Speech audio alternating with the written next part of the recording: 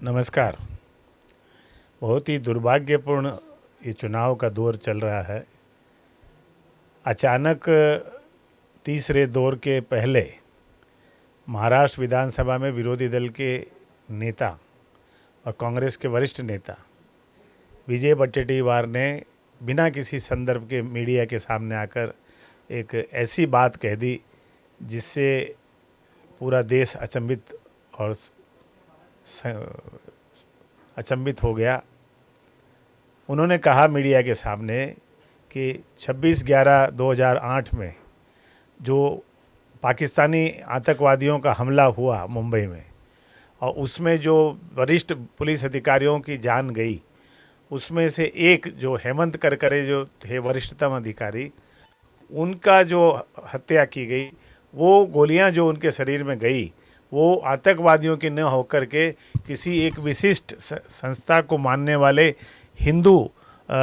विचारधारा के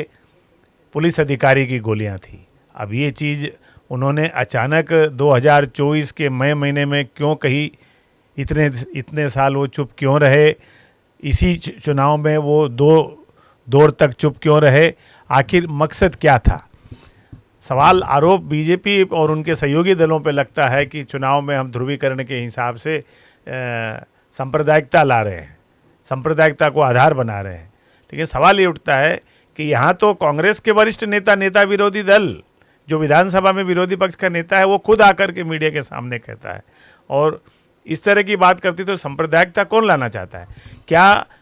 विजय वडेट्टीवार ने अपने इस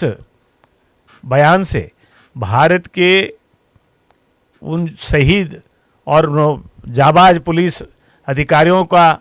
अपमान नहीं किया है जिन्होंने एक शहादत, अपनी पूरी शहादत देने का काम किया इस आतंकवाद से लड़ने के लिए? और क्या दूसरी तरफ उन्होंने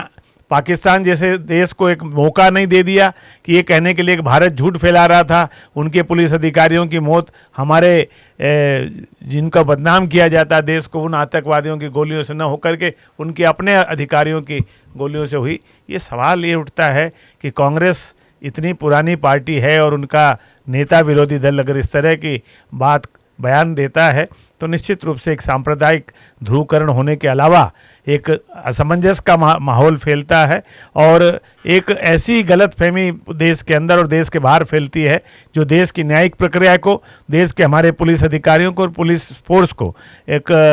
डिमोरलाइज करने का काम करती है, जिनका मनोबल तोड़ने का काम करती है। मुझे आशा और विश्वास है कि जनता इनके इस बयानों से भ्रमित नहीं होगी और अगर इस बयान में कुछ सच्चाई थी तो विजय वडेट्टीवार जी लगातार जब ये घटना हुई 15-14 साल पहले तब से विधायक हैं, अभी तो विधायक दल के नेता हैं और इधर इस चुनाव में भी